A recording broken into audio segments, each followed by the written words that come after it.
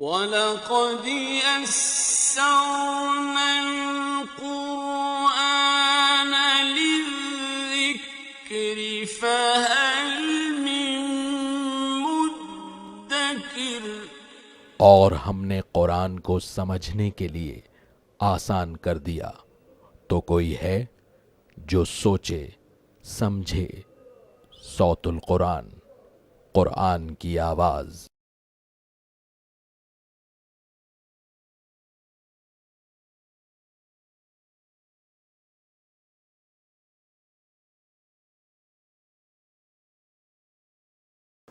نحمده ونصلي على رسوله الكريم اما بعد فاعوذ بالله من الشيطان الرجيم بسم الله الرحمن الرحيم وان طائفتان من المؤمنين اقتتلوا فاصلحوا بينهما فان بغت احداهما على الاخرى فقاتلوا التي تبغي حتى تفيء الى امر الله فان فاءت فاصلحوا بينهما بالعدل واقسطوا ان الله يحب المقسطين صدق الله العظيم۔ سورۃ الحجرات آیت نمبر 9 سے ہم اپنا مطالعہ شروع کر رہے ہیں۔ اب اس سورہ مبارکہ کے اس پہلے رکوع میں اصلاح کرا دینا لوگوں کے درمیان اور صلح کرا دینا، اس کا ذکر آ رہا ہے، اور یہ ذکر بھی آئے گا کہ اہل ایمان تو آپس میں بھائی بھائی ہیں، تو اگر دو بھائی لڑ پڑیں تو ان کے درمیان صلح کرا دینی چاہیے۔ وَإِن طَائِفَتَانِ مِنَ الْمُؤْمِنِينَ اقْتَتَلُوا، اور اگر اہل ایمان میں سے دو گروہ آپس میں لڑ پڑیں، فَأَصْلِحُوا بَيْنَهُمَا، تو ان کے درمیان صلح کرا دو۔ فَإِن بَغَتْ إِحْدَاهُمَا عَلَى الْأُخْرَى، پھر اگر دونوں میں سے ایک گروہ زیادتی کرے دوسرے پر، فَقَاتِلُوا الَّتِي تَبْغِي، تو تم اس کے خلاف جنگ کرو جو زیادتی کرتا ہے، حَتَّى تَفِيءَ إِلَىٰ أَمْرِ اللَّهِ، یہاں تک کہ وہ اللہ کے حکم کی طرف رجوع کرے، یعنی صلح پر آمادہ ہو جائے۔ فَإِن فَاءَتْ، پھر جب وہ رجوع کر لے، فَأَصْلِحُوا بَيْنَهُمَا بِالْعَدْلِ وَأَقْسِطُوا، تو تم ان دونوں کے درمیان عدل کے ساتھ صلح کرا دو اور انصاف کرو۔ ان اللہ یحب المقسطین، بے شک اللہ تعالیٰ انصاف کرنے والوں کو پسند فرماتا ہے۔ اس آیت مبارکہ میں اللہ تعالیٰ نے اہل ایمان کو جوڑے رکھنے کے لیے بڑی اہم ہدایت دی ہے، اور وہ ہے آپس میں صلح کرا دینا، کانفلکٹ ریزولوشن جسے کہا جاتا ہے۔ اسلام یہ نہیں چاہتا کہ لوگ لڑتے رہیں اور باقی لوگ جو ہے وہ تماشائی بن کر دیکھتے رہیں، بلکہ اسلام یہ چاہتا ہے کہ اہل ایمان اول تو کوشش کریں کبھی جھگڑا پیدا ہی نہ ہو، لیکن انسان ہے، ایسا ہو سکتا ہے، تو اگر ایسی کیفیت پیدا ہو جائے دو گروہ لڑ پڑیں تو ان کو صلح پر آمادہ کرنے کی کوشش کی جائے۔ یہاں قرآن نے کہا کہ اگر اہل ایمان میں سے دو گروہ لڑ پڑیں، گویا اگر وہ لڑ بھی رہے ہیں تب بھی قرآن انہیں ایمان والا کہہ رہا ہے۔ آج ہم اپنے معاشرے میں دیکھتے ہیں کہ ذرا ذرا سے معمولی اختلافات کی بنیاد پر ایک مسلمان دوسرے مسلمان پر کفر کا فتویٰ لگا دیتا ہے، اور یہاں اللہ تعالیٰ کہہ رہے ہیں اگر لڑ بھی پڑے تو مومن ہی ہیں، ان دونوں کے درمیان صلح کرا دو۔ اور یہ صلح اتنی اہم شے ہے کہ اگر اس کے لیے ایک گروہ کے خلاف جنگ بھی کرنی پڑے تو اہل ایمان اس زیادتی کرنے والے گروہ کے خلاف جنگ کریں گے، اور یہ جنگ اس لیے ہے کہ اس کو آمادہ کیا جائے صلح کے لیے۔ صلح پسندیدہ ہے، صلح اہم ہے، اس پر لانے کے لیے، اس کانفلکٹ کو ریزالو کرنے کے لیے جنگ بھی کرنی پڑ جائے تو کی جائے گی اس گروہ کے خلاف جو زیادتی کر رہا ہے اور وہ مسئلے کو سلجھانے کی کوشش نہیں کر رہا۔ پھر فرمایا کہ جب وہ باز آ جائے، سوشل بائیکاٹ اس کا کیا یا اس پر کوئی دباؤ ڈالا یا جنگ ہی کی نوبت آ گئی، اب اگر وہ باز آ جائے تو صلح کراؤ، لیکن عدل اور انصاف کے ساتھ۔ ایسا نہ ہو کہ کسی کی بیجا طرفداری ہو جائے یا زیادتی ہو جائے، کیونکہ اس نے تو جھگڑنے کا ارادہ کیا تھا، یہ تو مان ہی نہیں رہا تھا فلاں گروہ، تو اس کے ساتھ کوئی بیجا زیادتی نہ ہو جائے، ایسا نہ کرو۔ اب صلح کراؤ عدل اور انصاف کے ساتھ، بے شک اللہ تعالیٰ انصاف کرنے والوں کو پسند فرماتا ہے۔ انما المؤمنون اخوۃ، بے شک اہل ایمان تو بھائی بھائی ہیں۔ فاصلحوا بین اخویکم، تو اپنے دو بھائیوں کے درمیان صلح کرا دیا کرو۔ واتقوا اللہ، اور اللہ کا تقوی اختیار کرو۔ لعلکم ترحمون، تاکہ تم پر رحم کیا جائے۔ یہ ہے ایمان والوں کو اللہ تعالیٰ نے بھائی قرار دیا ہے۔ آج قرآن کی آیت قرآن میں تو موجود ہے، لیکن ہمارے ماحول میں، ہمارے معاشروں میں اس کا اظہار ہمیں دکھائی نہیں دیتا۔ اللہ کے رسول صلی اللہ علیہ وسلم نے تو فرمایا، بخاری شریف اور مسلم شریف کی حدیث ہے، تمام اہل ایمان آپس میں ایک عمارت کی مانند ہے، ہر مسلمان دوسرے مسلمان کے ساتھ مل کر اس عمارت کی دیوار کو مضبوط کرتا ہے۔ لیکن آج یہ حدیثیں بھی کتابوں میں لکھی ہوئی ہیں، امت آج اس کا مظاہرہ پیش نہیں کرتی۔ اللہ کے رسول صلی اللہ علیہ وسلم نے فرمایا، مسلم شریف کی روایت ہے، تمام مسلمان ایک جسم واحد کی مانند ہیں، اگر ایک جسم کے ایک عضو میں تکلیف ہوتی ہے تو پورا جسم اس تکلیف کو محسوس کرتا ہے۔ تو اگر کسی مسلمان کو تکلیف پہنچے، بقیہ مسلمانوں کو اس تکلیف کو اپنی تکلیف سمجھنا چاہیے۔ یہ ہدایات تو ہیں قرآن اور احادیث کی۔ آج ہمیں جائزہ لینا چاہیے کہ ہم کتنا دور ہیں ان ہدایات سے۔ اللہ ہمیں ایمان کی بنیاد پر جمع ہونے کی توفیق عطا فرمائے اور ایک دوسرے کے ساتھ ہمدردی، ایثار، حسن سلوک کے جذبات اختیار کرنے کی توفیق عطا فرمائے۔ انما المؤمنون اخوۃ، بے شک اہل ایمان آپس میں بھائی بھائی ہیں۔ فاصلحوا بین اخویکم، تو بس اپنے دو بھائیوں کے درمیان صلح کرا دیا کرو۔ واتقوا اللہ، اور اللہ کا تقوی اختیار کرو، اس کی نافرمانی سے بچو۔ لعلکم ترحمون، تاکہ تم پر رحم کیا جائے۔ اس کے بعد اس سورہ مبارکہ کا دوسرا اور آخری رکوع شروع ہو رہا ہے۔ اس میں اللہ تعالیٰ نے اہل ایمان کے لیے بڑی اہم ہدایات عطا فرمائی ہیں۔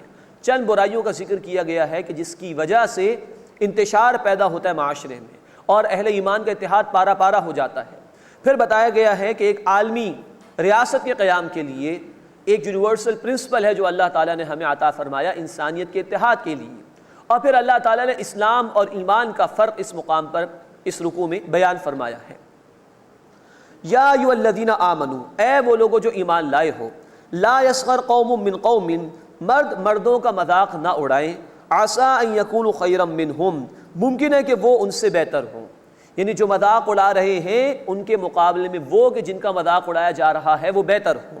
اس آیت مبارکہ میں اللہ تعالیٰ نے ان تین برائیوں کا ذکر کیا ہے جو لوگ ایک دوسرے کی موجودگی میں کرتے ہیں، کسی محفل میں، کسی گیدرنگ کے موقع پر۔ اس میں سے پہلی برائی کا ذکر آ رہا ہے مذاق کے حوالے سے۔ ولا نساء من نساء، اور نہ عورتیں عورتوں کا مذاق اڑائیں، عسیٰ ان یکن خیرا منہن، ممکن ہے کہ وہ ان سے بہتر ہوں۔ یہ پہلی برائی کا ذکر ہے جو کہ بہت عام ہے ہمارے معاشرے میں، لیکن یہ وہ برائی ہے کہ اگر کسی نے کسی کا مذاق اڑایا اور اس کے متعلق اس شخص نے کہ جس کا مذاق اڑایا گیا کوئی بات دل میں بٹھا لی مذاق اڑانے والے کے خلاف، تو پھر یہی چنگاری ہے جو آگے چل کر بھڑکتی ہے اور برسوں کی رشتہ داریاں اور دوستیاں ختم ہو جاتی ہیں۔ یہاں اللہ تعالیٰ نے مردوں کا ذکر الگ کیا کہ مرد مردوں کا مذاق نہ اڑائیں اور عورتیں عورتوں کا مذاق نہ اڑائیں۔ یہ اس اعتبار سے کہ ہمارے دین میں اس بات کا امکان ہی نہیں ہے کہ مردوں اور عورتوں کو کوئی آزادانہ اختلاط ہو۔ ستر اور حجاب کے احکامات ہیں ہمارے دین میں، ہم پڑھ چکے سورہ النور آیت نمبر 30 اور 31، اور ہم پڑھ چکے سورۃ الاحزاب آیت نمبر 32، آیت نمبر 33، پھر سورۃ الاحزاب آیت نمبر 53، پھر آیت نمبر 59۔ یہ تفصیل آ چکی ہے کہ ہمارے دین میں پردے کے احکامات موجود ہیں، تو اس کا امکان ہی نہیں ہے کہ عورتیں اور مرد آزادانہ طور پر کہیں بیٹھے ہوں۔ تو مردوں کا ذکر علیحدہ کیا گیا اور عورتوں کا ذکر علیحدہ کیا گیا۔ پھر اس وجہ سے بھی کہ کیونکہ عورتوں کا دائرہ کار گھر تک محدود رکھا گیا، تو بسا اوقات چھوٹی چھوٹی باتوں میں مذاق کا پہلو آ جاتا ہے، اور یہی باتیں پھر بہت بڑی برائیوں کی طرف انسان کو لے جاتی ہیں اور برسوں کے تعلقات ختم ہو جاتے ہیں۔ مذاق میں دو پہلو بہت ہی خطرناک ہیں۔ آدمی جب کسی کا مذاق اڑاتا ہے تو اسے اپنے سے کمتر سمجھ کے مذاق اڑاتا ہے، یہ گویا تکبر کی علامت ہے، اور حدیث میں ہے مسلم شریف میں کہ جس کے دل میں رائی کے دانے کے برابر بھی تکبر ہوگا وہ جنت میں داخل نہیں ہو سکتا۔ اور نمبر دو، کبھی مذاق اڑایا جاتا ہے کسی کی شکل کو دیکھ کر، کسی کے لباس کو دیکھ کر، کسی کی مالی حیثیت کو دیکھ کر، کسی کے چلنے کے انداز کو دیکھ کر، کسی کے بولنے کے انداز کو دیکھ کر۔ ان باتوں پر جب مذاق اڑایا جاتا ہے تو گویا مذاق اڑانے والا اللہ کی تخلیق کا مذاق اڑا رہا ہے۔ کسی کو چہرے کو دیکھ کر مذاق اڑایا تو اس کو چہرہ اللہ نے عطا کیا، کسی کے بولنے کے انداز کے اوپر مذاق اڑایا تو اس کو بولنے کا انداز اللہ نے عطا کیا۔ یہ دو مسائل بڑے خطرناک ہیں مذاق کے پہلو کے اعتبار سے۔ ہاں، ایسا مذاق جس میں کوئی تکبر کا پہلو نہیں ہو، دوسرے کو حقیر سمجھنے کا پہلو نہ ہو اور اس میں جھوٹ شامل نہ ہو، ایسا مذاق جائز ہے، اللہ کے رسول صلی اللہ علیہ وسلم کی سنت سے بھی ثابت ہے۔ لیکن کسی کو حقیر سمجھنا اور کسی کے چہرے، کسی کے مال، کسی کے چلنے کے انداز وغیرہ کو دیکھ کے مذاق اڑانا، یہ انتہائی بہت بڑا جرم ہے۔ اور فرمایا کہ جس کا تم مذاق اڑا رہے ہو ممکن ہے کہ وہ تم سے بہتر ہو۔ اللہ تعالیٰ انسان کے ظاہر کو تو نہیں دیکھتا جس کو دیکھ کر لوگ مذاق اڑاتے ہیں۔ مسلم شریف کی روایت ہے کہ اللہ تعالیٰ تمہارے چہروں اور مالوں کو نہیں دیکھتا، بلکہ اللہ تعالیٰ تمہاری نیتوں اور تمہارے اعمال کو دیکھتا ہے۔ تو جس کا مذاق اڑایا جا رہا ہے، نہ جانے وہ اللہ کے نزدیک کتنا مقرب ہو، کتنا معزز ہو، اپنے تقویٰ کی بنیاد پر، وہ تقویٰ کے جو دل میں ہوا کرتا ہے، تو فرمایا کہ ممکن ہے کہ جن کا مذاق اڑایا جا رہا ہے وہ مذاق اڑانے والوں سے زیادہ بہتر ہو۔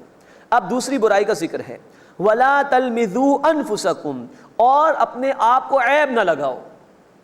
اس آیت کے اس حصے کا ترجمہ تو یہی ہوگا۔ حالانکہ عیب انسان کسی دوسرے کو لگاتا ہے، کسی کی کمزوری دیکھی، کسی میں کوئی کمی محسوس کی، اس بنیاد پر تانا دے دیا، عیب لگا دیا۔ لیکن قرآن نے کہا کہ اپنے آپ کو عیب نہ لگاؤ۔ وہ اسپرٹ ہمارا دین پیدا کرنا چاہتا ہے ایمان والی۔ اگر تم اپنے بھائی کے اوپر عیب لگا رہے ہو، لان تان کر رہے ہو، تو وہ تمہارا بھائی ہے ایمان کی بنیاد پر، اور تم ایک امت کے فرد ہو، ایک عمارت کی ایک اینٹ ہو، ایک جسم کا ایک عضو کی طرح ہو، تو اپنے بھائی کو عیب لگانا گویا اپنے آپ کو عیب لگانے کے برابر ہے۔ تمہارے بھائی کا نقصان تمہارا نقصان ہے۔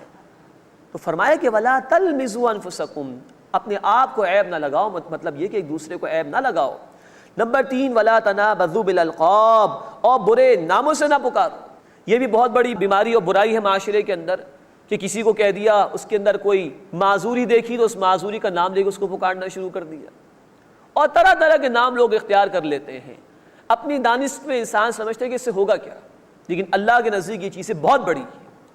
اور اس بات کو تو اللہ نے کہا بئس الاسم الفسوق بعد الایمان، ایمان کے بعد برا نام گناہ ہے۔ ایک مومن اس کو خود کو ایمان جب مل جاتا ہے تو وہ دوسروں کے لیے امن و سلامتی کا ذریعہ بنتا ہے۔ مومن ہو کر تم کسی کا برا نام رکھو، سوال ہی پیدا نہیں ہوتا اس کا۔ تو ایمان لے آنے کے بعد برا نام رکھنا انتہائی گناہ کی بات ہے۔ یہ اتنا بڑا ایشو اللہ کی نگاہوں میں۔ کہا جاتا ہے نا کہ جو تلوار کے زخم ہیں وہ تو بھر جاتے ہیں، لیکن زبان کے زخم کبھی بھرتے نہیں ہیں۔ یہ اس کی طرف قرآن اشارہ کر رہا ہے۔ تو مذاق، لعن طعن کرنا، عیب جوئی کرنا اور کسی کو برے ناموں سے پکارنا، اس سے اس آیت مبارکہ میں منع کیا گیا۔ وَمَن لَّمْ يَتُبْ فَأُولَٰئِكَ هُمُ الظَّالِمُونَ، اور جو باز نہ آئے تو یہی وہ لوگ ہیں جو ظالم ہیں۔ اللہ تعالیٰ ان تمام برائیوں سے ہمیں بچنے کا اہتمام کرنے کی توفیق عطا فرمائے۔ اب اگلی آیت میں پھر 3 برائیوں کا ذکر ہے، لیکن یہ وہ برائی ہیں کہ جو عام طور پر کسی کی غیر موجودگی میں اس کے پیٹھ پیچھے کی جاتی ہیں، لیکن اس کی وجہ سے بھی دل کے اندر میل پیدا ہو جاتا ہے کسی دوسرے بھائی کے متعلق، اور پھر یہی میل ہے جو انسان کو تفرقات کی طرف، اختلافات کی طرف اور لڑائی جھگڑے کی طرف لے جاتا ہے۔ یا ایھا الذین آمنوا، اے وہ لوگوں جو ایمان لائے ہو، اجتنبوا کثیرا من الظن، بہت زیادہ گمان کرنے سے بچو، ان بعد الظن اثم، بے شک بعض گمان گناہ ہوتے ہیں۔ یعنی یہ نہیں کہا گیا کہ گمان بالکل نہ کرو۔ ایک گمان مومن کا وہ ہے جو اللہ کے متعلق ہونا چاہیے، بلکہ وہ تو یقین کی حد تک ہونا چاہیے، وہ ہے اللہ کی رحمت کی امید رکھنا، یہ فرض ہے ہمارے ذمہ۔ ایک گمان وہ ہے کہ جو حرام ہے ہمارے لیے، اللہ کی رحمت سے مایوس ہو جانا، یہ کفر ہے، حرام ہے ہمارے دین میں۔ ایک گمان وہ ہے کہ جو ہم آپس میں ایک دوسرے کے متعلق کیا کرتے ہیں، اس کے متعلق کہا جا رہا ہے بہت زیادہ گمان نہ کرو۔ بعض گمان جو کہ بدگمانیاں ہوتی ہیں وہ گناہ ہوتے ہیں۔ مثال کے طور پر ایک شخص مسجد سے باہر آ رہا تھا، وہ جوتیوں کے ریک کے پاس گیا، اس سے پہلے ایک اور شخص پہنچ گیا، اس شخص نے ریک میں ہاتھ ڈال کے اس شخص کی جوتی اٹھا لی، اور فوراً دل میں خیال آ گیا کہ یہ تو چور ہے۔ 2 ہی سیکنڈ ہوئے، اس نے وہ جوتی آپ کی واپس رکھی اور اپنی جوتی اٹھا لی، معلوم ہوا غلطی سے اس نے اٹھا لی تھی۔ اب اس طرح انسان تصورات قائم کر لیتا ہے کسی کے متعلق، وہ یہ شیطان کی طرف سے چوک ہے، وہ چاہتا ہے کہ انتشار پیدا ہو اہل ایمان کے اندر۔ تو کہا جا رہا ہے کہ یہ بدگمانی کرنے سے بچو، یہ بدگمانیاں گناہ ہو جاتی ہیں۔ نمبر 2 فرمایا کہ ولا تجسسوا، اور کسی کی ٹوہ میں نہ لگے رہو۔ کسی کی برائی میرے ہاتھ تو آ جائے پھر میں اس کو بدنام کر کے چھوڑوں، اس کو رسوا کر کے چھوڑوں، یہ بہت بڑا جرم ہے۔ ابو داؤد شریف کی روایت ہے، اللہ کے رسول صلی اللہ علیہ وسلم نے فرمایا کہ اے لوگوں، دوسروں کے عیوب ٹٹولنے سے بچو، ان کی ٹوہ میں لگنے سے بچو۔ اگر کوئی کسی کے پیچھے پڑ جائے اس کے عیوب کی تلاش کرنے میں، تو جان لو پھر اللہ اس کے پیچھے پڑ جائے گا، اور اللہ جس کے پیچھے لگ جائے اللہ اسے اس کے گھر میں رسوا کر کے چھوڑے۔ اتنا شدید مسئلہ ہے یہ۔ اللہ کو بندوں کی عزت، ان کی آبرو پیاری ہے، اس لیے احکامات دیے، کسی کی ٹوہ میں نہ لگو۔ کسی کا کانفیڈینشیل لیٹر ہے وہ کھول لیا، کسی کی ای میل آئی ہوئی کانفیڈینشیل اس کو چیک کر لیا، 2 افراد فون پہ بات کر رہے تھے، ہم نے بیچ میں ایک فون سیٹ اٹھا لیا، کسی کا موبائل رکھا ہوا تھا، اس میں سے میسج باکس کو ہم نے کھول کے اس کا میسج جو کانفیڈینشیل تھا وہ چیک کر، یہ ساری کی ساری چیزیں اسی ٹوہ میں شامل ہیں، اس سے منع کیا گیا۔ اور نمبر 3 ولا یغتب بعضکم بعضا، اور تم میں سے کوئی کسی دوسرے کی غیبت نہ کرے۔ یہ وہ شدید بیماری اور برائی جو اتنی عام ہو چکی ہے کہ اس کو اب کوئی برائی تصور کرنے کو تیاری نہیں۔ غیبت، اللہ کے رسول صلی اللہ علیہ وسلم کی حدیث ہے ابو داؤد شریف میں، آپ صلی اللہ علیہ وسلم نے فرمایا کہ تمہارا اپنے بھائی کی غیر موجودگی میں اس کے متعلق ایک ایسی بات کہنا کسی کے سامنے کہ اگر وہ بات اس کے سامنے کہی جائے تو اس کو ناگوار گزرے. یہ غیبت ہے جو موجود ہے اس میں اور کہی جائے. اور فرمایا کہ اگر وہ برائی اس میں موجود نہیں اور تم نے کہی تو یہ بہتان ہے. یہ ہے جو اللہ کے رسول صلی اللہ علیہ وسلم نے اس کی تعریف بیان فرمائی. آج ہماری ہر گیدرنگ اور مجلس کے اندر جو فیوریٹ ڈش ہے وہ گویا غیبت ہی ہے.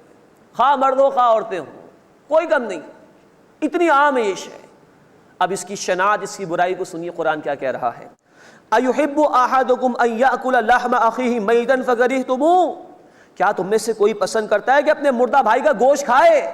اس سے تو تمہیں کراہت آ گئی, ناگوار گزری بات تمہیں. تو جتنا مردہ بھائی کا گوشت کھانا تمہیں برا لگتا ہے, یہ غیبت بھی اتنی ہی بری شے ہے.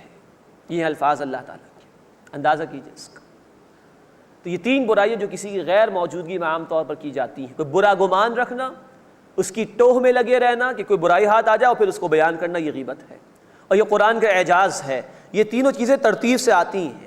پہلے ایک برا خیال انسان کسی کے متعلق رکھتا ہے, گمان, پھر اس کی ٹوہ میں لگتا ہے کوئی اس کی برائی میرے ہاتھ آ جائے, اور پھر جا کے لوگوں کے سامنے بیان کرتا ہے اس کو رسوا کرنے کے لیے. یہ اعجاز ہے قرآن کا. تین ہی باتیں قرآن نے بیان کی.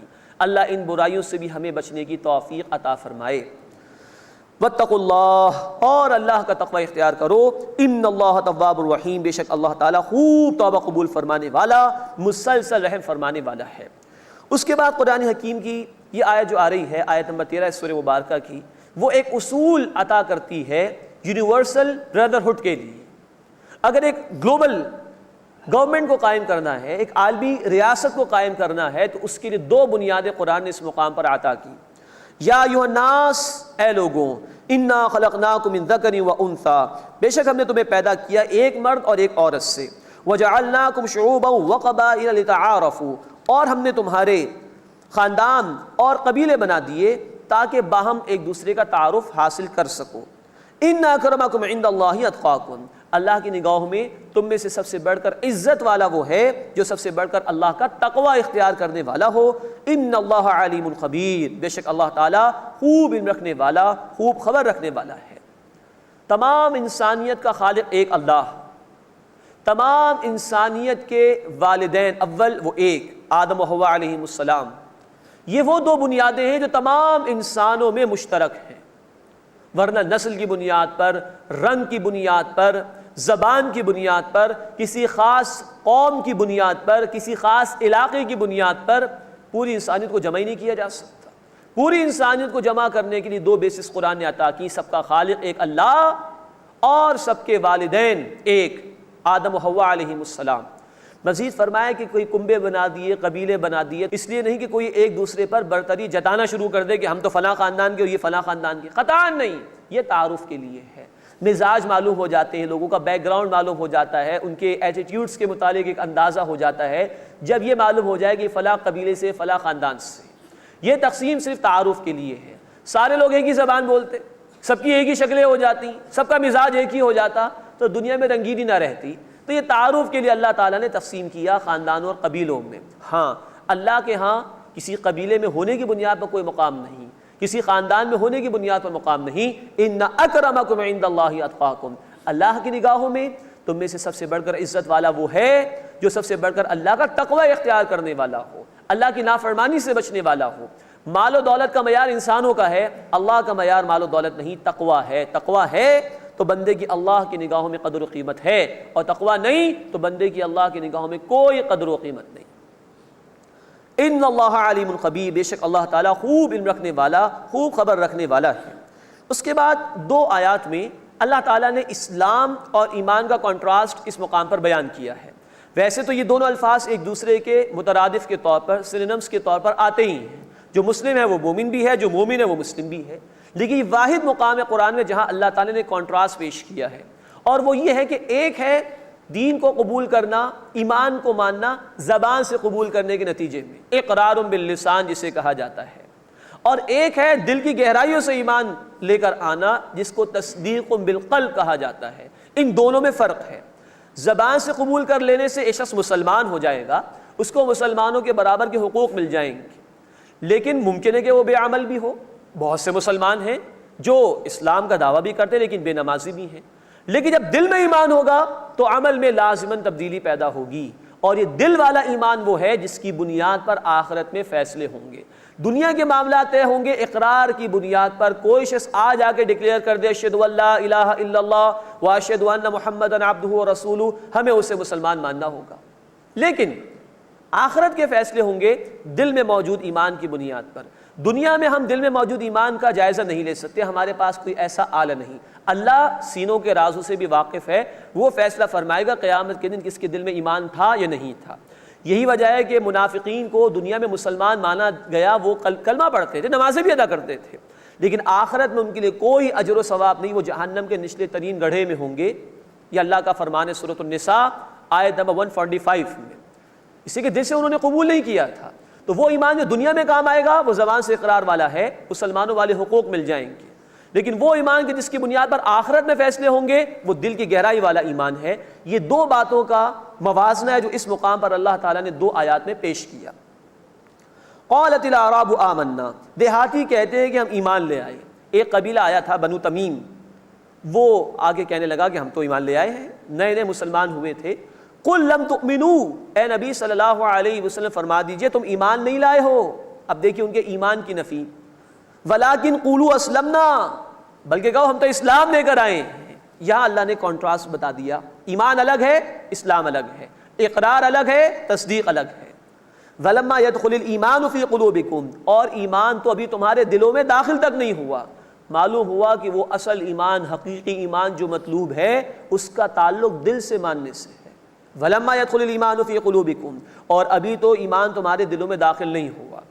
لیکن آگے اللہ کی رحمت کا بیان، وَإِن تُطِيعُوا اللَّهَ وَرَسُولَهُ، اور اگر تم اللہ تعالیٰ اور اس کے رسول صلی اللہ علیہ وسلم کی اطاعت کرو، لَا يَلِدْكُم مِّنْ أَعْمَالِكُمْ شَيْئًا، تو اللہ تمہارے اعمال میں سے کچھ بھی کم نہیں کرے گا۔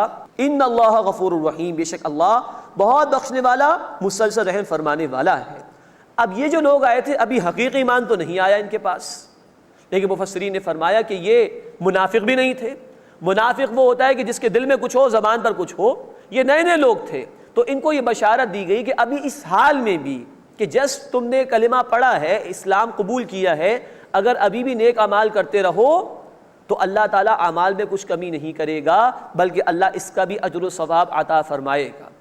اس کو بھی نوٹ فرمائیے کہ اعمال کرنے سے بھی ایمان میں اضافہ ہوتا ہے، ریورس دونوں کا ایک ریلیشن ہے، اعمال کرنے سے بھی ایمان بڑھتا ہے۔ تو ان کو تو یہ بشارت دے دی گئی کہ اگر اعمال کرتے رہو گے تو اللہ تمہارے اعمال میں کچھ کمی نہیں کرے گا، اس کا ثواب اللہ عطا فرمائے گا۔ ان اللہ غفور الرحیم، بے شک اللہ تعالیٰ بہت بخشنے والا، مسلسل رحم فرمانے والا ہے۔ اب جب یہ سوال پیدا ہوا کہ ان کے دل والے ایمان کی تو نفی کر دی گئی کہ ابھی ایمان تمہارے دلوں میں داخل نہیں ہوا، تو اب سوال یہ کہ پھر وہ ایمان ہے کون سا جس کا مطالبہ کیا جا رہا ہے، اب اس کو بیان کیا جا رہا ہے۔ انما المؤمنون الذین آمنوا باللہ ورسولہ، بے شک مومن تو وہ ہیں جو ایمان لائے اللہ تعالیٰ اور اس کے رسول صلی اللہ علیہ وسلم پر، ثم لم یرتابوا، پھر وہ شک میں مبتلا نہیں ہوئے۔ یہ ہے دل سے ماننے والی بات، ٹھک گیا دل اس کے اوپر کہ ہاں اللہ پر ایمان ہے، یقیناً ہے، رسول صلی اللہ علیہ وسلم پر ایمان ہے، یقیناً ہے، آخرت پر ایمان ہے، یقیناً ہے، کوئی شک نہیں اس کے اندر۔ جب یہ کیفیت پیدا ہو جائے تو اس اندر کی کیفیت کا اظہار باہر ہوتا ہے عمل کے ذریعے سے۔ اس عمل کو یہاں جہاد کہا گیا، وَجَاهَدُوا بِأَمْوَالِهِمْ وَأَنفُسِهِمْ فِي سَبِيلِ اللَّهِ، اور انہوں نے جہاد کیا اپنے مالوں اور اپنی جانوں سے اللہ کے راستے میں۔ أُولَٰئِكَ هُمُ الصَّادِقُونَ، یہی لوگ سچے ہیں۔ یہ اگر ایمان کا دعویٰ کریں تو ان کا دعویٰ قابل قبول ہوگا۔ تو حقیقی ایمان جو کہ مطلوب ہے اللہ کے ہاں، جس کی بنیاد پر آخرت میں فیصلے ہوں گے، اس کے دو پہلو یہاں اس آیت مبارکہ میں بیان کیے گئے۔ نمبر ایک، قلبی یقین والا ایمان، کوئی شک اور شبہ بندے کو نہ ہو، دل ٹھک جائے اس کے اوپر، اور عمل میں جہاد فی سبیل اللہ، یعنی محنت در محنت در محنت۔ ذاتی زندگی میں بھی اب محنت ہے اللہ کی بندگی کے لیے، شیطان کے خلاف، نفس کے خلاف، بگڑے ہوئے معاشرے کے خلاف، پھر اللہ کے دین کے غلبے کے لیے محنت ہے، اس کی دعوت کو عام کرنے کے لیے محنت، اس کو غالب کرنے کی جد و جہد کے لیے محنت۔ یہ ایک مستقل عنوان ہے جہاد فی سبیل اللہ کا، کہ اپنی ذات پر محنت سے لے کے دین کے غلبے کے لیے قتال تک کی محنت، اس کا نام ہے جہاد فی سبیل اللہ، اللہ کے راستے میں جہاد۔ تو ایمان اندر کی کیفیت کا نام ہے جس کا اظہار ہوگا اس عمل سے، جس کا نام جہاد فی سبیل اللہ ہے۔ یہ ہے حقیقی ایمان۔ اسی کا مطالبہ آیا ہے سورۃ النساء آیت نمبر 136 میں، یا ایھا الذین آمنوا آمنوا باللہ ورسولہ، اے ایمان والو ایمان لاؤ اللہ اور اس کے رسول صلی اللہ علیہ وسلم پر۔ مراد ہے دل کی گہرائیوں سے ایمان لاؤ، صرف زبان سے قبول کر لینا کافی نہیں۔ یہی بات ہم نے پڑھی تھی سورۃ الانفال آیت نمبر 2 اور سورۃ الانفال آیت نمبر 74 میں، کہ دل میں حقیقی ایمان ہوتا ہے اہل ایمان کے، اور عمل میں جہاد فی سبیل اللہ دکھائی دیتا ہے۔ یہی بات ہم انشاءاللہ پڑھیں گے سورہ الصف آیت نمبر 10 اور 11 کی روشنی میں، کہ عذاب علیم سے بچنے کے لیے یہ دونوں شرائط پوری ہونا ضروری ہیں، قلبی یقین والا ایمان اور عمل میں جہاد فی سبیل اللہ۔ یہ حقیقی ایمان، قلبی یقین والا ایمان ملتا ہے قرآن سے۔ سورہ انفال آیت نمبر 2، سورہ التوبہ آیت نمبر 124 اور سورہ الشورى آیت نمبر 52 کا حاصل یہ ہے کہ قرآن کے ذریعے سے یہ حقیقی ایمان ملتا ہے۔ اللہ ہمیں یہ حقیقی ایمان عطا فرمائے، ہم محض دعوے کرنے والے مسلمان نہ ہوں، محض ہم کلمہ پڑھ لینے والے مسلمان نہ ہوں، بلکہ حقیقی ایمان اختیار کر کے جہاد فی سبیل اللہ، پوری زندگی اللہ کے دین کے لیے محنت کرنے والے ہوں۔ اللہ ہمیں واقعتاً حقیقی مومن بننے کی توفیق عطا فرمائے۔ قُلْ أَتُعَلِّمُونَ اللَّهَ بِدِينِكُمْ، اے نبی صلی اللہ علیہ وسلم فرما دیجئے کیا تم اللہ کو اپنی دینداری جتاتے ہو؟ وہ جو نئے نئے لوگ مسلمان ہو کر آئے تھے، بنو تمیم کے لوگ، انہوں نے کہا تھا کہ دیکھیے اے اللہ کے رسول صلی اللہ علیہ وسلم، باقی لوگوں کے خلاف تو آپ کو جنگ کرنی پڑی، ہم تو بغیر جنگ کے ایمان لے آئے ہیں۔ تو کچھ انہوں نے اظہار کرنا چاہا، اللہ تعالیٰ نے فرمایا قُلْ أَتُعَلِّمُونَ اللَّهَ بِدِينِكُمْ، اے نبی صلی اللہ علیہ وسلم فرما دیجئے کیا تم اللہ کو اپنی دینداری جتلاتے ہو؟ وَاللَّهُ يَعْلَمُ مَا فِي السَّمَاوَاتِ وَمَا فِي الْأَرْضِ، اور اللہ جانتا ہے جو کچھ آسمانوں میں ہے اور جو کچھ زمین میں ہے۔ وَاللَّهُ بِكُلِّ شَيْءٍ عَلِيمٌ، اور اللہ تعالیٰ ہر شے کا علم رکھنے والا ہے۔ یمنون علیک ان اسلموا، اے نبی صلی اللہ علیہ وسلم وہ آپ پر احسان رکھتے ہیں کہ وہ اسلام لائے، جتا رہے ہیں۔ قل لا تمنوا علی اسلامکم، اے نبی صلی اللہ علیہ وسلم فرما دیجئے کہ تم مجھ پر اپنے اسلام لانے کا احسان مت جتاؤ، بل اللہ یمن علیکم ان ہداکم للایمان ان کنتم صادقین، بلکہ اللہ تم پر احسان فرماتا ہے کہ اس نے تمہیں ایمان کی طرف ہدایت عطا فرمائی اگر تم سچے ہو۔ یہ ہے کہ انسان کو کبھی تکبر نہ ہو کہ میں تو ایمان لے آیا اور میں تو نیک اعمال کر رہا ہوں، میں تو بڑا عبادت گزار ہوں، اور فلاں ایسے اور فلاں ویسے، اور پھر اپنے اعمال کا اظہار بھی کر رہے ہیں لوگوں کے سامنے، میں نے یہ عبادت کی، میں نے تو اتنی نوافل پڑھ لی، اتنا اللہ کے راستے میں مال دیا۔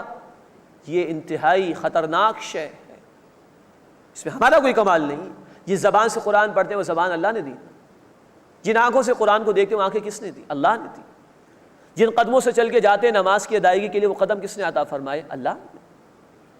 چلنے کی توفیق کون دیتا ہے؟ اللہ۔ زبان کو بولنے کی توفیق کون دیتا ہے؟ اللہ۔ استقامت کون دے رہا ہے؟ اللہ۔ ہمارا کیا کمال ہے اس کے اندر؟ بندے کی بندگی کے تقاضے کہ اللہ تیرا فضل ہے، میرا کوئی کمال نہیں۔ بل اللہ یمن علیکم ان ہداکم للایمان، بلکہ اللہ تم پر احسان فرماتا ہے کہ اس نے تمہیں ایمان کی طرف ہدایت عطا فرمائی، ان کنتم صادقین، اگر تم سچے ہو۔ ان اللہ یعلم غیب السماوات والارض، بے شک اللہ جانتا ہے آسمانوں اور زمین کی پوشیدہ باتیں، واللہ بصیر بما تعملون، اور اللہ وہ سب کچھ دیکھنے والا ہے جو کچھ تم کرتے ہو۔ بسم اللہ الرحمن الرحیم، قاف والقرآن المجید۔ اب قرآن حکیم کی آخری منزل کا آغاز ہو رہا ہے سورہ قاف سے، اور سورۃ الناس تک یہ منزل جا کر مکمل ہوتی ہے، اور یہیں سے قرآن حکیم کے جو مکی اور مدنی گروپس بعض اہل علم نے ترتیب دیے کہ جس میں ہر گروپ میں ایک مکی یا مدنی سورہ شامل ہوتی ہے، اس کے بھی چھٹے گروپ کا آغاز ہو رہا ہے۔ سورہ قاف سے لے کے انشاءاللہ سورۃ الواقعہ تک ہم دیکھیں گے 7 مکی صورتیں آ رہی ہیں، اور پھر اس کے بعد سورۃ الحدید سے لے کے سورۃ التحریم تک 10 مدنی صورتیں انشاءاللہ ہم پڑھیں گے۔ آخری منزل جو قرآن حکیم کی ہے، اس میں جو بنیادی موضوع ہے وہ فکر آخرت ہے، بار بار قیامت کا ذکر، وہاں کی پیشی کا ذکر، جنت کا ذکر، جہنم کا ذکر، اللہ کی رحمتیں اور اللہ کا عذاب، وہاں لوگوں کی کیفیات، ان باتوں کو بار بار بیان کیا ہے، جس کی ایک حکمت یہ معلوم ہوتی ہے کہ جو شخص قرآن حکیم کو اول سے پڑھتا ہوا آ رہا ہو، جس کے سامنے اللہ کے احکامات بھی آئے، بار بار آئے، تفصیلی احکامات آئے، پہلے شروع میں 4 مدنی صورتیں، سورہ البقرہ، سورۃ آل عمران، سورۃ النساء، سورۃ المائدہ، پھر کچھ احکامات ہم نے پڑھے سورہ بنی اسرائیل رکوع نمبر 3 اور 4 میں، پھر سورۃ النور میں احکامات، پھر سورۃ الاحزاب میں احکامات، ان صورتوں میں کئی احکامات آئے ہیں۔ تو جو آدمی احکامات پڑھتا ہوا آ رہا ہو، اب اس کو موٹیویٹ کیا جائے کہ ان پر عمل بھی کرنا ہے، تو اس کو جنت کی بشارات بھی سنائی جا رہی ہیں تاکہ اس میں جذبہ پیدا ہو نیکی کرنے کا، اور جہنم کا خوف بھی دلایا جا رہا ہے تاکہ وہ نافرمانی سے بچنے کی کوشش کرے۔ تو یہ حکمت معلوم ہوتی ہے آخری منزل میں کثرت سے آخرت کے موضوع کو بیان کرنے کی، کہ اب موٹیویشن بندے کے اندر پیدا ہو عمل کرنے کے اعتبار سے، نیکی کے لیے وہ آمادہ ہو اور بدی سے بچنے کی کوشش کرے۔ سورہ قاف اللہ کے رسول صلی اللہ علیہ وسلم کی پسندیدہ صورتوں میں سے ایک صورت ہے۔ آپ عید کی نمازوں میں اس کی تلاوت فرماتے تھے، جمعے کے دن بھی تلاوت فرماتے تھے، اور فجر کی نماز میں بھی آپ صلی اللہ علیہ وسلم اس کی تلاوت کا اہتمام فرماتے تھے۔ اس کے پہلے رکوع میں انشاءاللہ ہم دیکھیں گے کہ اللہ تعالیٰ کی صفت قدرت کا بیان ہے، اور اسی طرح اللہ تعالیٰ دوبارہ زندگی عطا فرمائیں گے، اس کے حوالے سے گفتگو بھی آئے گی، اور گزشتہ نافرمانوں کو اللہ تعالیٰ نے ذکر کیا ہے۔ قاف یہ حروف مقطعات میں سے ایک حرف ہے، اصل معنی اس کے اللہ ہی کے علم میں ہے۔ والقرآن المجید، اور قرآن مجید کی قسم، یہ قسم کھائی جا رہی ہے اس بات پر کہ نبی صلی اللہ علیہ وسلم اللہ کے رسول ہیں۔ بل عجیبوا ان جاءہم منذر منہم، بلکہ انہوں نے تعجب کیا کہ ان کے پاس ایک خبردار کرنے والا انہی میں سے آیا۔ تعجب یہ کہ ایک انسان کو اللہ نے رسول بنا دیا۔ فقال الکافرون ھذا شیء عجیب، بس کفر کرنے والوں نے کہا کہ یہ تو بڑی عجیب بات ہے۔ اذا متنا وکنا ترابا، کہ جب ہم مر جائیں گے اور مٹی مٹی ہو جائیں گے، ذالک رجع بعید، یہ لوٹنا تو بہت دور کی بات ہے۔ یہ منکرین آخرت کا بیان ہو رہا ہے کہ کیسے ممکن ہے کہ دوبارہ زندگی ہمیں دے دی جائے۔ اب اللہ تعالیٰ اپنی شان بیان کر رہے ہیں۔ قد علمنا ما تنقص الارض منہم، یقیناً ہم جانتے ہیں جو کچھ زمین کم کرتی ہے ان میں سے، یہ دفنا دیے گئے ہیں زمین میں، تو ان کا جو ایک ایک ذرہ ذرہ کم ہو رہا ہے وہ اللہ کے علم میں ہے۔ وعندنا کتاب حفیظ، اور ہمارے پاس ایک محفوظ کتاب ہے، ہر شے ان کے اعمال کے حوالے سے اس میں طے شدہ لکھی ہوئی ہے۔ بل کذبوا بالحق لما جاءہم فہم فی امر مریج، بلکہ انہوں نے حق کو جھٹلایا جبکہ وہ ان کے پاس آ گیا، بس وہ الجھی ہوئی بات میں پڑے ہوئے شکوک میں گرفتار ہیں۔ اب اللہ کی مزید قدرتوں کا بیان۔ افلم ينظروا الى السماء فوقهم كيف بنيناها وزيناها وما لها من فروج، کیا وہ اپنے اوپر آسمان کی طرف نہیں دیکھتے کیسے ہم نے اس کو بنایا اور اس کو کیسے آراستہ کیا مراد ستاروں سے، اور اس میں کوئی شگاف تک نہیں ہے، کوئی رخنا کہیں نہیں ہے۔ والارض مددناها والقینا فیہا رواسیا وانبتنا فیہا من کل زوج بہیج، اور ہم نے زمین کو پھیلایا اور اس میں پہاڑ جمائے اور اس میں ہر قسم کی خوشنما چیزیں اگا دیں، کیا یہ دیکھتے نہیں اس کو؟ تبصرۃ وذکریٰ لکل عبد منیب، ہر رجوع کرنے والے بندے کے لیے بصیرت ہے اور نصیحت ہے۔ ان پر غور و فکر کر کے اہل ایمان تو مان لیتے ہیں کہ جو اللہ یہ سب کچھ کرنے پر قادر ہے وہ دوبارہ زندگی عطا فرمانے پر بھی قادر ہے۔ وَنَزَّلْنَا مِنَ السَّمَاءِ مَاءً مُبَارَكًا، اور ہم نے آسمان سے برکت والا پانی اتارا یعنی بارش۔ فَأَنبَتْنَا بِهِ جَنَّاتٍ وَحَبَّ الْحَصِيدِ، پھر ہم نے اس سے باغات اگائے اور وہ اناج بھی کہ جو کاٹا جاتا ہے۔ وَالنَّخْلَ بَاسِقَاتٍ لَهَا طَلْعٌ نَضِيدٌ، اور بلند و بالا کھجور کے درخت جن کے تہ بتہ خوشے ہیں، ایک ایک خوشے میں 50 کلو کھجور اللہ پیدا کر دیتا ہے، اور ایک ایک درخت پر نہ جانے کتنے خوشے ہوتے ہیں۔ ذرا غور کرو اللہ کی قدرت کے اوپر، اللہ کی نشانیوں پر۔ رزقا للعباد، رزق ہے بندوں کے لیے۔ وَأَحْيَيْنَا بِهِ بَلْدَةً مَيْتًا، اور ہم نے اس سے یعنی بارش سے مردہ زمین کو زندہ کیا۔ كَذَلِكَ الْخُرُوجِ، اسی طرح نکلنا ہوگا، جیسے مردہ زمین اللہ اس کو زندہ فرما دیتا ہے، تم مر جاؤ گے تمہیں بھی اللہ ہی زندگی عطا فرمائے گا۔ اب گزشتہ نافرمانوں کا تذکرہ۔ كذبت قبلهم قوم نوح واصحاب الرس وثمود، ان سے قبل جھٹلایا نوح علیہ السلام کی قوم نے اور اہل رس، یہ مراد ہے کنویں والے، لیکن ان کے اصل حالات تفصیل سے معلوم نہیں تاریخ میں۔ وثمود، اور قوم ثمود نے بھی جھٹلایا۔ وعاد وفرعون واخوان لوط، اور عاد اور فرعون اور لوط علیہ السلام کے بھائیوں نے یعنی ان کی قوم نے بھی جھٹلایا۔ واصحاب الایکہ وقوم تبع، اور ایکا کے رہنے والے یعنی قوم شعیب اور قوم تبع نے بھی جھٹلایا، یہ یمن میں قوم گزری ہے۔ کل کذب الرسل فحق وعید، ان سب نے رسولوں کو جھٹلایا بس عذاب کا وعدہ ثابت ہو گیا، وہ برباد کر دیے گئے۔ افعینا بالخلق الاول، تو کیا ہم پہلی مرتبہ پیدا کرنے سے تھک گئے ہیں؟ نہیں، بل ہم فی لفظ من خلق جدید، بلکہ وہ دوبارہ تخلیق کے بارے میں شک میں پڑے ہوئے ہیں۔ اس کے بعد اس سورہ مبارکہ کا دوسرا رکوع ہے، اس میں اللہ کی صفت علم کا بیان ہے کہ اللہ بندوں کے اعمال سے واقف ہے اور روز قیامت جو بندوں سے پوچھ گچھ ہوگی اس کا ذکر بھی اللہ تعالیٰ نے فرمایا ہے۔ وَلَقَدْ خَلَقْنَا الْإِنسَانَ وَنَعْلَمُ مَا تُوَسْوِسُ بِهِ نَفْسُهُ، اور یقیناً ہم نے انسان کو پیدا کیا اور ہم جانتے ہیں جو وسوسے گزرتے ہیں اس کے نفس میں۔ وَنَحْنُ أَقْرَبُ إِلَيْهِ مِنْ حَبْلِ الْوَرِيدِ، اور ہم تو انسان کی شہرک سے بھی زیادہ اس کے قریب ہیں۔ یہ ہے اللہ کی قربت کا معاملہ۔ تو بچ کے کہاں جائے گا انسان؟ ایک ایک عمل، ایک ایک قول جو بندے کا ہے وہ اللہ کے علم میں ہے، تو اللہ بندے کی شہرک سے بھی اس کے زیادہ قریب ہے۔ گویا جتنا ہم اپنے آپ سے قریب نہیں ہیں، اللہ ہم سے اس سے کہیں گنا زیادہ ہم سے قریب ہے، ہماری ایک ایک بات، ہمارے ایک ایک عمل سے وہ واقف ہے۔ اذ يتلقى المتلقيان عن اليمين وعن الشمال قعيد، اور جب دو لینے والے، مراد لکھنے والے، لے لیتے ہیں ایک دائیں سے اور ایک بائیں سے بیٹھا ہوا، یہ اشارہ ہے کرامن کاتبین کی طرف، جنہیں اللہ تعالیٰ نے مقرر فرمایا ہمارے اعمال کی ریکارڈنگ کے لیے۔ ما يلفظ من قول الا لديه رقیب عتید، کوئی بات انسان نہیں نکالتا مراد زبان سے مگر اس کے پاس ایک چوکس نگہبان تیار ہوتا ہے، ہر قول اس کا ریکارڈ کیا جاتا ہے۔ وجاءت سکرۃ الموت بالحق، اور موت کی سختی آ گئی حق کے ساتھ۔ ذالک ما کنت منہ تحید، بے شک یہ ہے جس سے تو گریز کرتا تھا۔ یہ موت کی سختی بہت ہی سخت شے ہے۔ حضرت ابوبکر صدیق رضی اللہ تعالیٰ عنہ فرماتے ہیں جب اللہ کے رسول صلی اللہ علیہ وسلم کی موت کا وقت آیا تو آپ پڑھ رہے تھے لا الہ الا اللہ ان للموت سکرات ان للموت سکرات، اللہ کے سوا کوئی معبود نہیں، بے شک موت کی سختی ہے، بے شک موت کی سختی ہے۔ آپ دعا بھی کرتے تھے اللہم انی اعوذ بک من سکرات الموت، اے اللہ میں تیری پناہ میں آنا چاہتا ہوں موت کی سختی سے۔ یہ ہے بڑا سخت مرحلہ انسان کے لیے، اللہ ہمارے لیے آسان فرمائے۔ ذالک ما کنت منہ تحید، یہ ہے وہ جس سے تو گریز کرتا تھا۔ ونفخ فی الصور، اور سور پھونکا جائے گا۔ ذالک یوم الوعید، یہ ہے وعید یعنی ڈراوے کا دن۔ وجاءت کل نفس معها سائق وشہید، اور ہر شخص حاضر ہوگا، اس کے ساتھ اسے ایک ہانکنے والا، چلانے والا ہوگا اور ایک گواہی دینے والا ہوگا، دو فرشتے ہوں گے۔ لقد كنت في غفلة من هذا، یقیناً تو اس سے غفلت میں تھا۔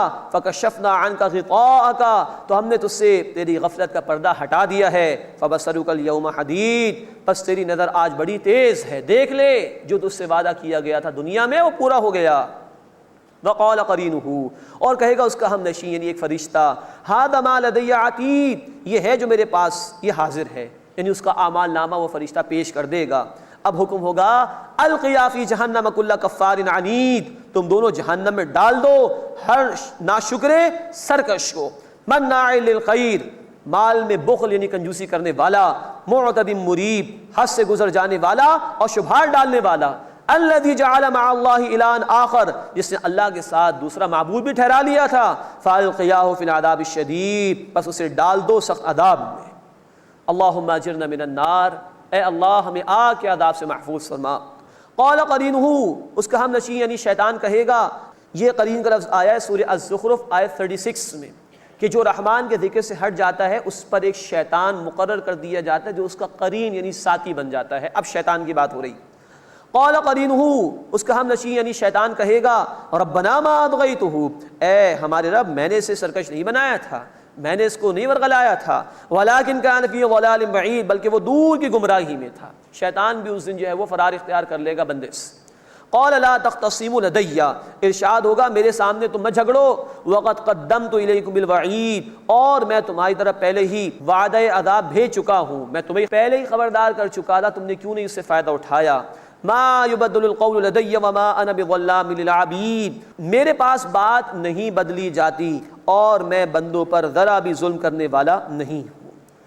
اس کے بعد اس سورہ مبارکہ کا تیسرا اور آخری رکوع شروع ہو رہا ہے، اس میں نیک اور برے لوگوں کا انجام بیان کیا گیا ہے اور نبی کریم صلی اللہ علیہ وسلم کو اہم ہدایات عطا کی گئی ہیں۔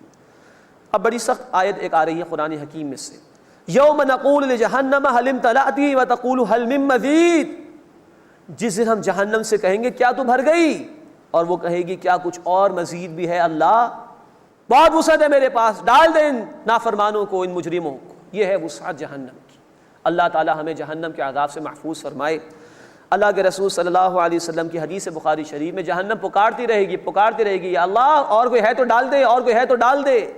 پھر حدیث میں الفاظ ہے کہ اللہ اپنا پیر رکھ دے گا اس کے اوپر۔ اب یہ متشابہات میں سے کہ کیسے ہوگا، جب اللہ اپنا پیر اس پر رکھ دے گا جہنم پر تو وہ خاموش ہو جائے گی۔ وَأُذْلِفَتِ الْجَنَّةُ لِلْمُتَّقِينَ غَيْرَ بَعِيدٍ، اور جنت تقوی اختیار کرنے والوں کے قریب کر دی جائے گی، دور نہیں ہوگی، کوئی محنت نہیں کرنی پڑے گی وہاں تک پہنچنے کے لیے، اللہ ان کے قریب ہی کر دے گا۔ هَذَا مَا تُوعَدُونَ لِكُلِّ أَوَّابٍ حَفِيظٍ، یہ ہے وہ وعدہ جو تم سے کیا جاتا تھا ہر رجوع کرنے والے اور نگہداشت کرنے والے کے لیے، جو اپنے آپ کو بچاتا تھا گناہوں سے، حفاظت کرتا تھا اللہ کے احکامات کی۔ من خشی الرحمن بالغیب، جو رحمان سے بن دیکھے ڈرتا رہا، یہی تو سارا امتحان ہے کہ غیب میں رہتے ہوئے انسان اللہ کی اطاعت کرے۔ وجاء بقلب منیب، اور آیا وہ رجوع کرنے والے دل کے ساتھ۔ ادخلوها بسلام، کہا جائے گا اس میں سلامتی کے ساتھ داخل ہو جاؤ۔ ذالک یوم الخلود، یہ ہمیشہ رہنے کا دن ہے۔ لہم ما یشاءون فیہا ولدینا مزید، اس میں ان کے لیے وہ کچھ ہوگا جو وہ چاہیں گے اور ہمارے پاس اور مزید بھی ہے۔ بخاری شریف کی حدیث ہے کہ وہ نعمتیں ہیں کہ نہ کسی آنکھ نے دیکھا، نہ کسی کان نے سنا، نہ کسی انسان کے دل میں اس کا خیال تک گیا۔ وَكَمْ أَهْلَكْنَا قَبْلَهُم مِّن قَرْنٍ، اور ہم نے ان سے پہلے کتنی ہی امتیں ہلاک کر دیں۔ یہ سنایا جا رہا ہے مشرکین مکہ کو۔ ہم اشد منہم بطشا فنقبوا فی البلاد، وہ طاقت میں ان سے بھی زیادہ سخت تھیں، بس وہ شہروں میں پناہ مانگنے لگے، بچاؤ کے لیے فریادیں کرنے لگے۔ حل من محیص، کیا کہیں بھاگنے کی جگہ ہے؟ ان فی ذلک لذکری لمن کان لہ قلب، بے شک اس میں نصیحت ہے اس کے لیے جس کا دل بیدار ہو، جس کی فطرت سلامت ہو، جو حق کا متلاشی ہو۔ او القى السمع وهو شہید، یا وہ کان لگا کر سنے اور وہ متوجہ بھی ہو۔ یہ اشارہ ہے کہ رسول کی دعوت اگر سامنے آئے تو جو توجہ سے سن لے گا اس کو ہدایت مل جائے گی۔ وَلَقَدْ خَلَقْنَا السَّمَاوَاتِ وَالْأَرْضَ وَمَا بَيْنَهُمَا فِي سِتَّةِ أَيَّامٍ، اور یقیناً ہم نے آسمانوں اور زمین کو پیدا کیا اور جو کچھ ان کے درمیان ہے 6 دنوں میں۔ وَمَا مَسَّنَا مِن لُغُوبٍ، اور ہمیں کسی تھکاوٹ نے چھوا تک نہیں۔ اس طرح کے جملے بعض اوقات قرآن میں مناسب معلوم نہیں ہوتے کہ یہ قرآن نے کیا کہہ دیا، یعنی کہ عقل کہتی ہے کہ یہ کیا ہو گیا۔ اصل میں گزشتہ کتابوں میں ایسی ایسی باتیں بیان کر دی گئیں کہ اللہ نے اس کے رد کے لیے ان باتوں کو بیان فرمایا۔ کنگ جیمز ورژن، جو کہ بائبل کا اس وقت اسٹینڈرڈ ورژن سمجھا جاتا ہے، اس میں لکھا ہوا ہے کہ ہی ریسٹڈ آن دا 7th ڈے، 6 دنوں میں اللہ تعالیٰ نے پیدا کیا زمین و آسمان کو، اور 7ویں دن اللہ تعالیٰ نے آرام کیا۔ معاذ اللہ، ایسی باتوں کا انکار کر رہے ہیں اللہ تعالیٰ اور اس کا رد فرما رہے ہیں، اور اس طرح کی باتوں کو اللہ تعالیٰ نے قرآن میں بیان کیا۔ وما مسنا من لغوب، اور ہمیں کسی تھکاوٹ نے چھوا تک نہیں۔ فاصبر علی ما یقولون، بس اے نبی صلی اللہ علیہ وسلم صبر کیجئے اس پر جو وہ کہتے ہیں۔ وسبح بحمد ربک قبل طلوع الشمس وقبل الغروب، اور اپنے رب کی حمد کے ساتھ تسبیح بیان کیجئے سورج کے طلوع ہونے اور غروب ہونے سے پہلے۔ ومن اللیل، اور رات میں بھی، فسبحہ وادبار السجود، اس کی تسبیح بیان کیجئے اور نمازوں کے بعد بھی۔ ابن کثیر رحمۃ اللہ علیہ کی رائے یہ ہے کہ ابتداءً فجر اور عصر کی نمازیں فرض کی گئی تھیں، اور قیام اللیل جو کہ فرض تھا رسول اکرم صلی اللہ علیہ وسلم پر، اس کی طرف اشارہ ہے۔ اور مزید کہا گیا کہ نمازوں کے بعد بھی ذکر کرنا چاہیے، جیسا کہ احادیث مبارکہ میں مختلف اذکار اور مختلف دعائیں ہمیں سکھائی گئی ہیں، تو نمازوں کے بعد بھی اللہ کے ذکر کا اہتمام کرنا چاہیے۔ تو ان حالات میں کہ جب مخالفتیں ہو رہی ہیں، اللہ کے رسول صلی اللہ علیہ وسلم کو اللہ سے تعلق قائم کرنے کا، اللہ کی تسبیح بیان کرنے کا حکم دیا جا رہا ہے۔ وَاسْتَمِعْ يَوْمَ يُنَادِ الْمُنَادِ مِن مَكَانٍ قَرِيبٍ، اور کان لگا کر سنو جس دن پکارنے والا قریب کی جگہ سے پکارے گا۔ اب یہ حشر کا بیان ہے۔ یوم یسمعون الصیحۃ بالحق، جس دن وہ زوردار آواز کو سنیں گے ٹھیک ٹھیک۔ ذالک یوم الخروج، یہ باہر نکلنے کا دن ہوگا۔ انا نحن نحیی ونمیت، بے شک ہم ہی زندگی دیتے ہیں اور ہم ہی موت دیتے ہیں۔ والینا المصیر، اور ہماری طرف لوٹ کر آنا ہے۔ یوم تشقق الارض عنہم سراعا، جس دن زمین ان سے شق ہو جائے گی اور وہ تیزی کے ساتھ دوڑتے ہوئے نکلیں گے۔ ذالک حشر علینا یسیر، یہ حشر، یہ جمع کیا جانا ہمارے لیے آسان ہے۔ نحن اعلم بما یقولون، اے نبی صلی اللہ علیہ وسلم جو کچھ وہ کہتے ہیں ہم خوب جانتے ہیں۔ وما انت علیہم بجبار، اور آپ ان پر جبر کرنے والے نہیں ہیں، کوئی زور آور نہیں، زبردستی نہ منوائیے۔